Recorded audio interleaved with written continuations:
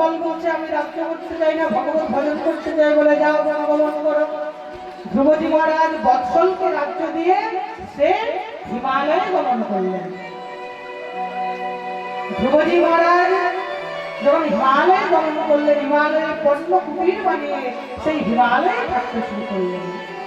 এবং হিমালয়ে থাকতে থাকতে একদিন স্বয়ংকাল ধ্রুবজির মহারাজের কাছে এসে বলে, ধ্রুবজি আজকে স্বয়ং ভগবানের দুটো বিমান আসছে, এই জন্য আপনাকে যেতে হবে। বলে হ্যাঁ যাবো।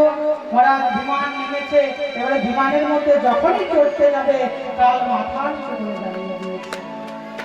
ধ্রুবজিকে বলছে, প্রভু আপনি আপনার কোমল চরণ আমার মস্তকে চাপান কেন? কাল আজ পর্যন্ত কালকে স্পর্শ না করে স্বয়ং ভগবান যেতে পারেনি, কিন্তু আপনি কিভাবে যাবেন?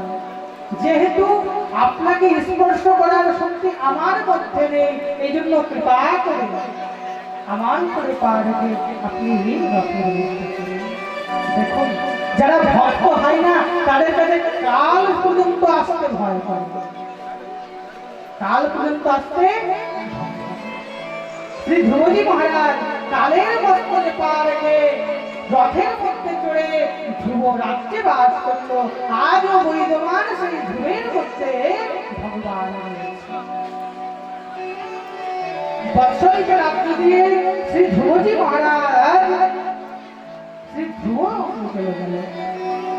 তৎপশ্চাৎ ধ্রুবজির দিব্য বংশমণ্ডল স্মরণ করিয়েছেন।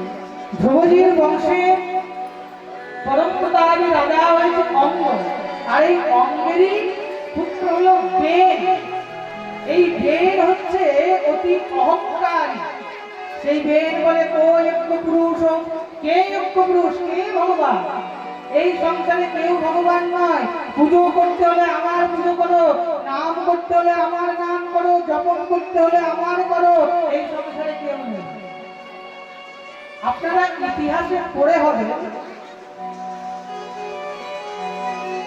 রাশিয়ার তানাশাই স্টালিন, রাশিয়ার তানাশাই স্টালিন, এই স্টালিন এত দুরাচারী ছিল যে সে সকলকে বলতো যদি ফটো রাখতে হয় আমার ছবি রাখো, নিজের মা বাবার নয়। এই আমরা জানি হিটলারকে জানেন তো সবাই? এই হিটলারের ঠাকুরদাদা ছিল স্টালিন, এত দুরাচারী ছিল। হিটলার থেকেও বেশি লোককে মেরেছে স্টালিন। এই স্টালিন পুরোপুরি 2 লক্ষ লোককে মেরে ফেলেছে। আর এই স্টালিনেরও ঠাকুরদাদা চীনের ডিক্টেটর মাও সে তুং, এ তো 12 লক্ষ লোককে মেরে ফেলেছে। ভাবুন, যদি পুজো করতে হলে আমার কর, ফটো রাখতে হলে আমার রাখ, যে তাদের কথা মানত না তাদেরকে মেরে ফেলে দিত। এইরকমই অত্যাচারী হলো এই বেদ। একদিন যখন এই বেদকে দেখতে পেল, এই বেদের যখন এইরকম দুরাচার দেখলো, সমস্ত ব্রাহ্মণগণ বিচার করলেন যে এইরকম রাজা থাকার থেকে না থাকাই তাদের অভিশাপ দিয়ে দিলেন।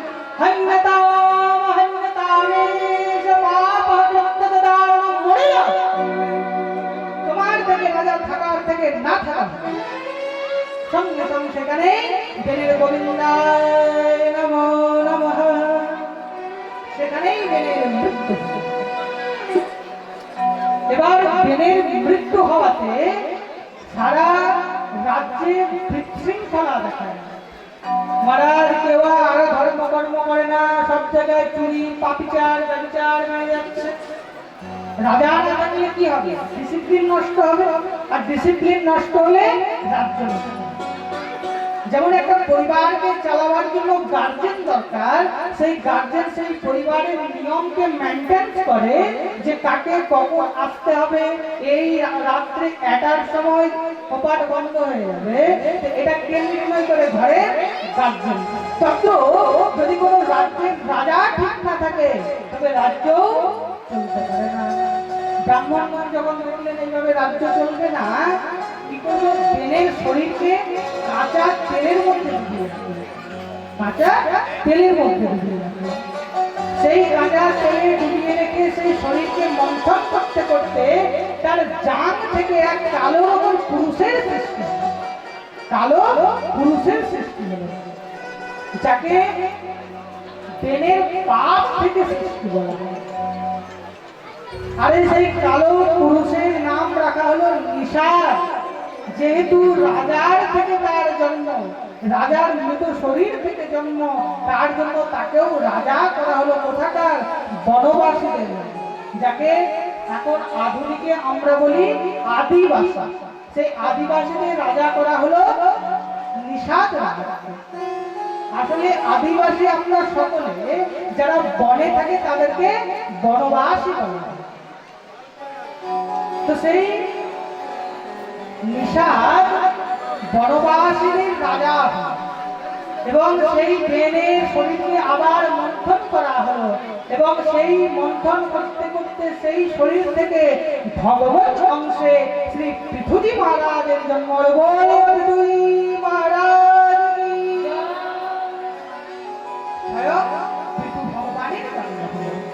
আর মা অংশে অর্চির জন্ম হলো। বলে অর্চি মাইয়া।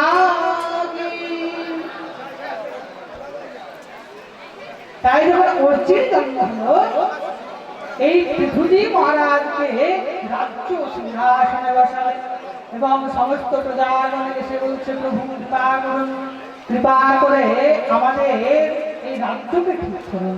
কেন, কি হয়েছে রাজ্যে? বলে পৃথিবীর মধ্যে এখন বীজ ফেলালে আর কোনো ফসল হয় না, ভূমির মধ্যে কোনো ধান্য শস্য হয় না, সব জায়গায় শুধু মহামারী আর মহামারী চলছে, শুধু মহামারী আর মহামারী চলছে। এই সব দৃশ্য দেখে পৃথু মহারাজ আর থাকতে পারলেন না। পৃথু মহারাজ কি করলেন?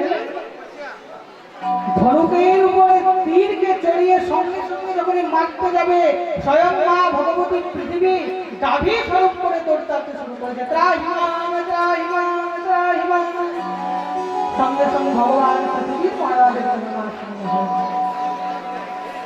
পিতা, আমার কোনো দোষ নেই। পৃথিবী মহারাজ, কেন তোমার দোষ নেই? তুমি ধান্য শস্য কোনো হতে দিচ্ছ না আর বলছো তোমার দোষ নেই? বলে না, আমার কোনো দোষ নেই। বলে কেন? বলে যখন রাজা দুরাচারী হয় তখন প্রজারাও দুরাচারী হয়। রাজা যখন দুরাচারী হয় প্রজারাও তখন দুরাচারী হয়। এই সব দৃশ্য দেখে মহারাজ মহারাজের মনে আবেগ যে মা ধরিত্রীর কোনো দোষ নেই, ধরিত্রীর দোষ নেই, রাজা বেনের দোষ ছিল। মা ধরিত্রীকে নিজ কন্যা রূপে বরণ করলেন এবং পৃথুজির কন্যা বলে আজ থেকে তোমার নাম হবে পৃথিবী। এর আগে পৃথিবীর নাম ছিল ধরিত্রী। পৃথিবীর নামকরণ করলো।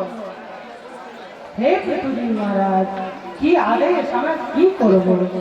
শোনো, তোমার কার্য হলো একটাই, সেটা হচ্ছে ধর্মশাস্ত্র আবার ফিরিয়ে দাও। হে প্রভু, আমি গাড়িকে ধারণ করেছি, তাই যে যা চায় সবাইকে বাছুর রূপে আসতে বলো, আমার কাছ থেকে গ্রহণ করে নিয়ে চলে যায়। সকলে সবারই শ্রেষ্ঠদেরকে, সবারই শ্রেষ্ঠদেরকে চয়ন করলো। সকলে সবার শ্রেষ্ঠদেরকে চয়ন করলো। যেমন আমাদের মানুষদের শ্রেষ্ঠ কে? মনু মহারাজ। কে? মনু মহারাজ। আর মানবগণ মনু মহারাজকে বাছুর বানিয়েছে। সকল স্টুডেন্টদেরকে আমি বলছি, এদিকে একবার তাকান, যে যেখানে থাকুন স্টুডেন্টদেরকে বলছি, আমাদের সায়েন্সে একটা কনফিউশন আসছে যে সর্বপ্রথম বীজ এসেছিল না ফসল এসেছিল। এই কনফিউশন কিন্তু এখনো পর্যন্ত সায়েন্স উদ্ধার করতে পারে না। প্রথমে বীজ এসেছে না ফসল এসেছে, কিন্তু আমাদের ধর্মশাস্ত্র কতটা সায়েন্টিফিক। এই জন্য তো বলি যে নিজের সন্তানকে ধর্মের জ্ঞান দেন, নিজের সন্তানকে শাস্ত্রের জ্ঞান দেন। সর্বপ্রথম মনু মহারাজ যখন গাভীদের বাছুর হয়ে যখন পৃথু মহারাজকে দহন করলো, তো সেখানে সর্বপ্রথম বীজকে দহন করলো। কি দহন করলো? বীজ। এই জগৎ সংসারে সর্বপ্রথম কি এসেছে? বীজ এসেছে, নাকি ফসল। আজ থেকে এই কনফিউশন দূর করে দাও যে বীজ এসেছে না ফসল এসেছে, ডিম এসেছে না হাঁস এসেছে, প্রথমে বীজ এসেছে। ঠিক আছে? কে কে বুঝতে পারছে গানে কথা যাচ্ছে না? সবাই বুঝতে পারেনি, ঘুমাচ্ছিলে নাকি? রাধে রাধে বলিয়ে